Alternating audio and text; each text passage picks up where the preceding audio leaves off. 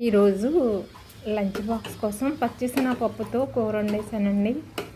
Almost అయిపోయిందండి, ఉడికిపోయింది. ప్రక్కనే 2 పొయ్యిల మీద రైస్ అయితే పెట్టేశానండి. లంచ్ రెడీ అయిపోయిందండి ఈరోజుకి. ఇదండి బాగా ఉడుకుతుంది, లాస్ట్కి వచ్చేసిందండి, ఇంకా దింపేసుకోవచ్చు. హాయ్ అండి, అందరికీ గుడ్ ఆఫ్టర్నూన్ అండి. లంచ్ టైం అయింది కదా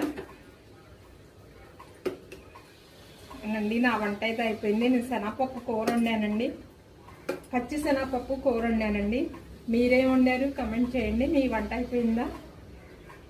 పచ్చి శనగపప్పు మామూలుగా పోపు వేసేసుకొని, పోపు వేగిన తర్వాత ఉల్లిపాయ పచ్చిమిరపకాయ ముక్కలు వేయించుకొని, నానబెట్టిన శనగపప్పు ఉల్లిపాయల్లో వేసుకొని ఉడికించేసుకొని ఉప్పు కారం పసుపు కొద్దిగా లవంగాలు దంచి వేసుకోవాలండి. బాగుంటుంది. ఇంక ఏ మసాలా అవసరం లేదండి. ఏ కూరగాయలు లేనప్పుడు శనగపప్పుతో, ఇంట్లో ఉన్న శనగపప్పు కూరగా ఉపయోగపడుతుందని మా పెద్దలు మాకు చెప్పేవారండి. సో ఈవేళ అది గుర్తొచ్చి చాలా రోజులు అయిందని వండానండి.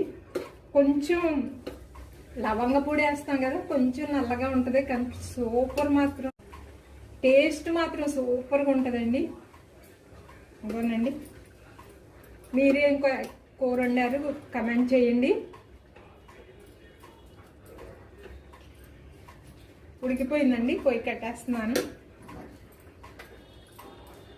Thank you for watching. ఈ వీడియో నచ్చితే please like share and subscribe.